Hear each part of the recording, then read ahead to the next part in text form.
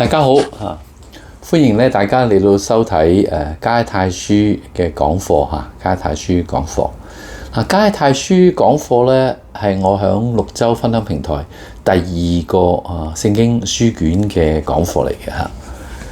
佢咧同啱啱完結嗰個嘅約伯記講課咧就有一個最大嘅分別嚇，就係咧約伯記咧我係將自己響美國一間教會教主日學嗰個錄影剪輯咁樣而成嘅嚇。而今次咧加拉太書講課咧，我就係重新錄製嚇。我咁樣做咧係因為我覺得響內容嗰個安排上邊咧就似乎較為容易控制，即係重新再錄過而唔係剪輯。希望咧呢個咁嘅安排咧會帶嚟更好嘅效果喺度大家咧係更容易去吸收呢個講課所講嗰個嘅內容嚇。呢一個嘅講課咧我就希望做得到啦嚇。每一課咧嗰個嘅長度咧即係個時間嘅長短咧大約係響15到20分鐘之間嚇。咁樣咧希望大家咧更加容易啦揾到時間嚟到咧聽完或者睇完成個嘅講課嚇。同時咧當然啦15至到20分鐘，可能大家咧就更加容易集中精神嚟到收睇同埋收聽嘅嚇。如果大家咧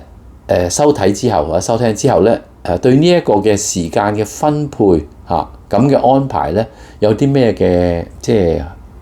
感受，有啲咩意見咧，係好歡迎你咧係透過平台嗰個 email 咧嚟到話俾我聽，或者你咁一路聽呢個講課，你有任何嘅睇法，有任何嘅問題任何你自己嘅一啲嘅意見咧，隨時咧都可以透過綠洲分享平台嗰個嘅即係 email 咧嚟到同我嚟到交流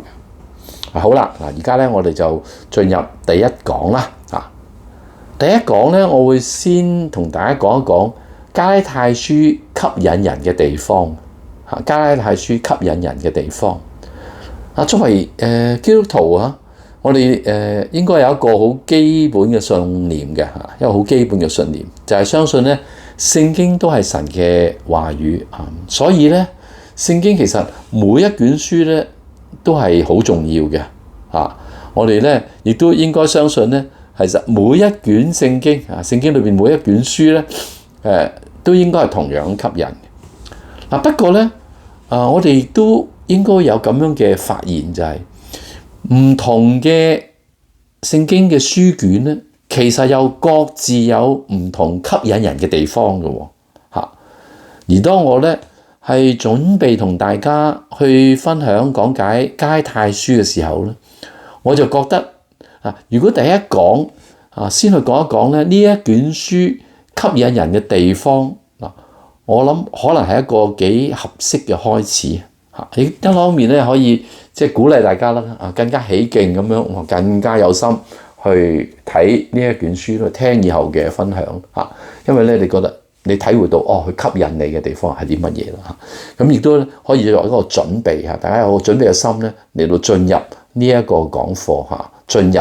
更深認識呢一卷加拉太書我想咧指出加拉太書吸引人嘅地方喺邊度咧加拉太書吸引人嘅地方就係佢有一啲嘅主題呢啲嘅主題咧係你睇落去你覺得真係好重要嘅主題好需要明白得多啲嘅，好需要明白清楚嘅呢啲主題咧響加拉太書咧佢就有處理保羅喺加拉太書咧就有處理到呢啲嘅主題，而咧我哋要發覺咧，其實呢啲嘅主題咧響新約嘅其他書卷咧似乎係較為少提到咁所以咧呢個就係吸引嘅地方。加拉太書裏邊咧有啲嘅主題咧係你覺得好重要，好想搞清楚嘅，加拉太書裏面有嘅而響新約其他嘅書卷裏邊咧似乎咧係較為少提到。咁我咧響呢個第一講咧，我只係咧去講出3個主題。呢3個主題咧，我都覺得好吸引我哋。我相信咧，你都會覺得好吸引嘅。第一個主題係乜嘢咧？就係福音咧係有真假之分嘅。福音咧係有真假之分嘅嚇。保羅喺加拉太書一問安完啦，問安一完咗嗰部分，即係加拉太書好開始嘅地方啦，似乎咧就急不及待咁樣咧提出咗真假福音嗰個問題，真假福音嘅問題。嗱，我哋先嚟讀一讀加拉太書1章6至9節。我咧就會用新譯本呢一個翻譯好，咁我咧就慢慢嘅將呢一段嘅經文讀俾大家聽下。加拉太書1章6至到9節，第6節，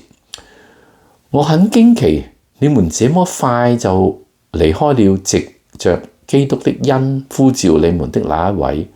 去歸向別的福音。其實那並不是另一個福音，只是有些攪擾你們的人想把基督的福音改變。但無論是我們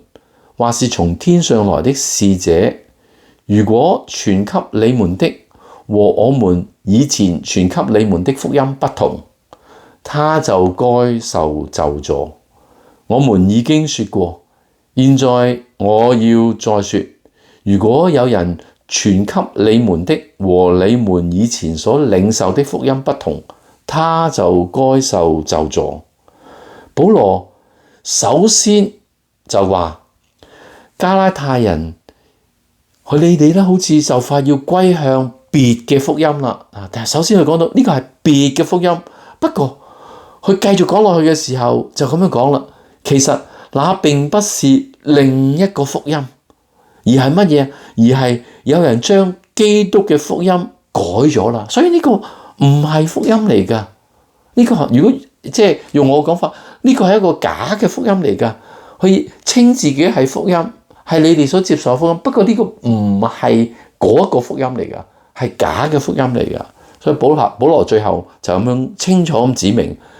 呢個咧與福音唔同嘅，呢個係與福音唔同嘅嘢，佢根本就唔係福音嘅啊！所以保羅好嚴厲咁去指出，任何人傳講呢個所謂福音，即係假嘅福音啊，佢就要受咒詛啊！傳假嘅福音係一個好嚴重嘅問題嚟噶，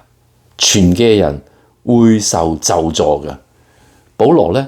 係重複咗2次去講出呢一個嚴重嘅後果，傳假福音嘅人佢係要受咒詛。所以假福音呢個問題係相當之嚴重。我想指出，我哋喺整部新約裏邊咧，唔係可以唔係好能夠喺其他嘅有邊一卷書卷咧，好似加拉太書呢度咁直接嘅指出，信徒咧可能會接觸到假嘅福音而咧呢一個咁嘅提醒咧，保羅亦都喺加拉太書咧作得好直接咁樣提醒，好危險，唔好接觸假嘅福音一般嚟講，信徒大體上我自己覺得啦，信徒大體上會以為佢成為基督徒啦，接受咗福音啦，咁就搞掂咗啦。大體上邊咧會相信咧自己所相信嗰啲嘅嘢咧係唔會再出現大問題噶啦，你已經接受咗福音。但係加拉太書佢係俾我哋能夠正視，事實上唔係咁噶。信徒接受咗福音之後，仍然有可能會被誤導嘅，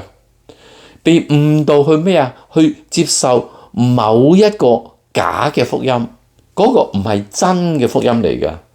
如果信徒真係接受咗假嘅福音，佢就會帶嚟好嚴重嘅損害，信徒就會陷入相當之大嘅危險裏邊。所以保羅對嗰啲傳假福音嘅人2次講，佢哋要受到咒詛。保羅喺加拉太書俾我哋好清楚睇到假福音可能有嘅係一個點樣嘅面目。咁我今日就冇機會，就唔會再詳細講落去啦，因為要講落去嘅時候咧，就會講好多加拉太書嘅內容，15到20分鐘係冇可能講得晒嚇。同時咧，其實加拉太書咧，亦都俾我會睇得好清楚，因為佢講假嘅福音嘅同時咧，佢亦都要再重新講翻真嘅福音究竟係點嘅樣。所以喺呢一個嘅加拉太書裏邊咧，我哋咧會對福音啊會有一個更加清晰、更加具體、明確嘅了解嘅，因為保羅係會喺裏邊咧去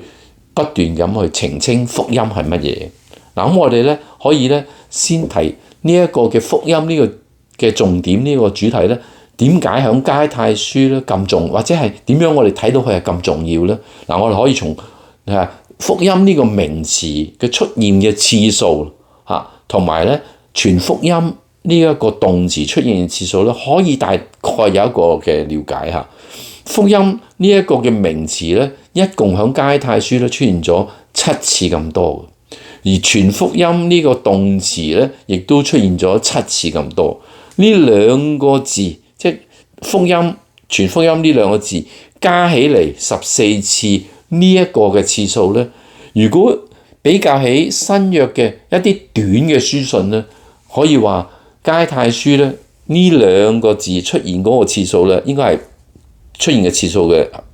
比嗰個嘅即係情況咧係最高嘅。其他嘅短嘅新約書信咧都冇咁多嚇，所以呢個咧係一個好重要嘅一個嘅即係主題咧，值得咧我哋去深入探討。我相信你都會好有興趣，想搞清楚福音嘅真假。好啦，第二個主題係乜嘢咧？就係咧信仰咧係要人得自由嘅，信仰咧係要人得自由嘅，呢個係第二個嘅重要嘅主題嚇。我相信咧每一個信徒，當你咧讀到加拉太書5章1節嘅時候，你都會咧俾保羅呢句説話深深所吸引嘅。加拉太書5章1節，嗱我就讀俾大家聽。基督釋放咗我哋，為要使我哋得自由，所以我哋要站立得穩，唔好咧再被奴僕嘅控制。我相信自古至今呢一節經文所講嗰個嘅重要主題咧，都係大家引頸渴望，即係覺得哇好重要嘅一樣嘢不過咧呢一個咁重要嘅主題即係自由，信仰要令到信嘅人得自由咧，其實好得意喎。喺新約其他嘅書卷咧，就唔係咁多時候講到，或者唔係咁清晰咁講到嘅喎。呢個咧係加拉太書所特有嘅得自由，相信係大家好嚮往嘅一種生命嚟。基督徒擁有嘅就係呢一種自由嘅生命。加拉太書係咁樣好清楚講，或者咧我哋會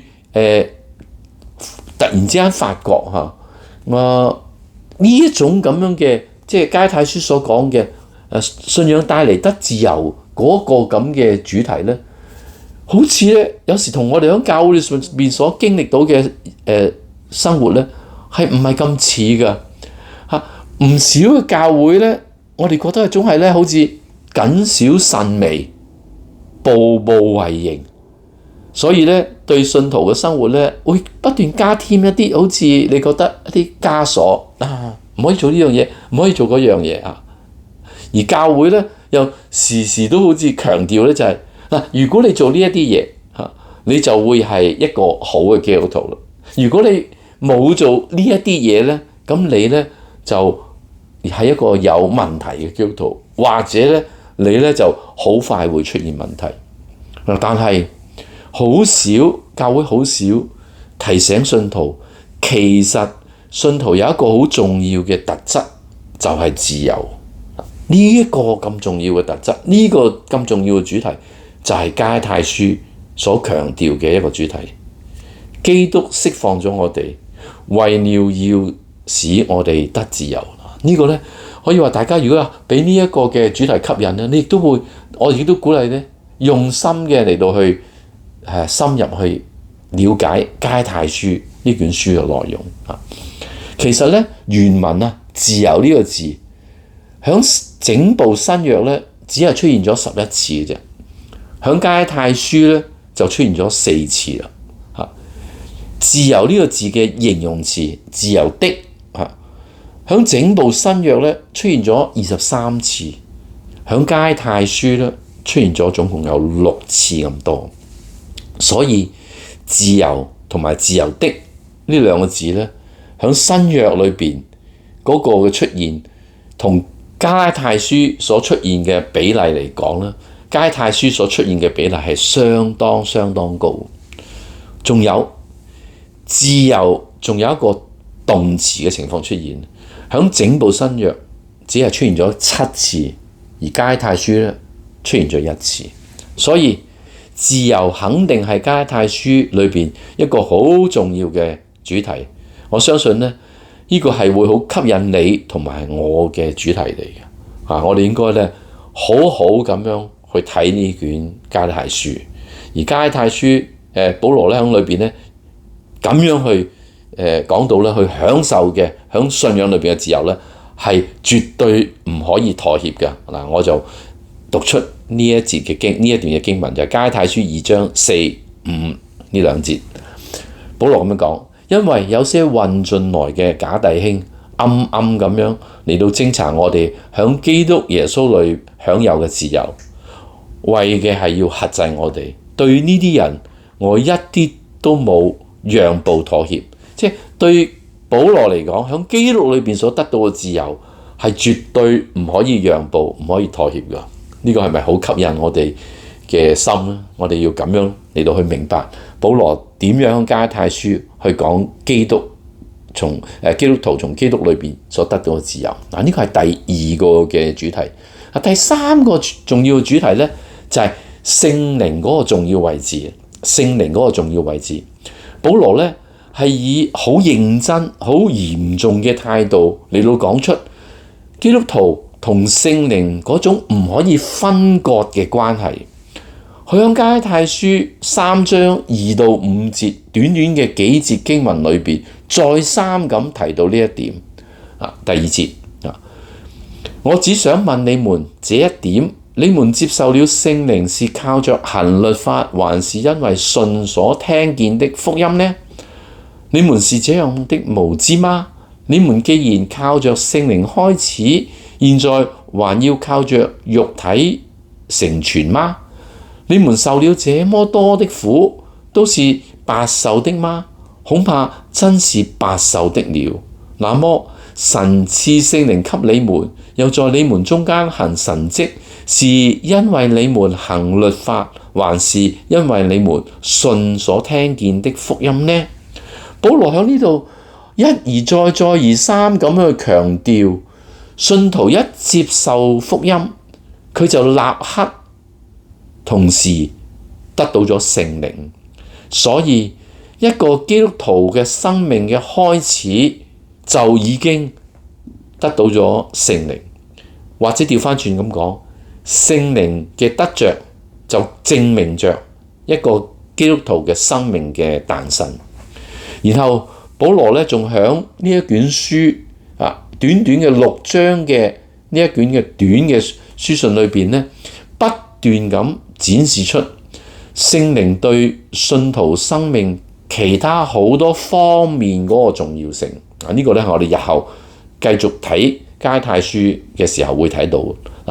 咁我哋咧會一步一步咁樣發覺咧，保羅咧係盡心咁去揭示聖靈響信徒各方面嗰個嘅重要性。所以咧，聖靈係信徒生命嘅一個好重要嘅元素嚟㗎。我哋只要深入嘅去睇加拉太書，我哋就能夠睇到出嚟啦。而聖靈呢個字喺加拉太書裏邊咧，一共出現咗相當多嘅次數，一共出現咗18次之多。我希望咧，我能夠同大家一路咁樣向住呢一個咁重要嘅主題，聖靈嗰個重要性呢個主題嚟到去進發。日後咧，當我哋睇到加拉太書嘅內容嘅時候咧，我哋就能夠去明白呢一個咁重要嘅主題。我相信單係我頭先所提到嘅呢3個主題咧，已經好足夠吸引我哋要我哋咧係好想令到我哋好想咧去認真嘅深入嘅去明白加拉太書呢卷書嘅真理。唔知大家同唔同意呢？希望我哋跟住接續落嚟，我哋就會慢慢嘅進入到加拉太書裏邊每一個段落，神要透過加拉太書對我哋所講嘅嗰個真理係啲乜嘢。咁我哋咧就期待住，我就期待住咧同大家日後繼續咁樣進深。好，我今日嘅分享呢個第一講咧就到呢度，拜拜。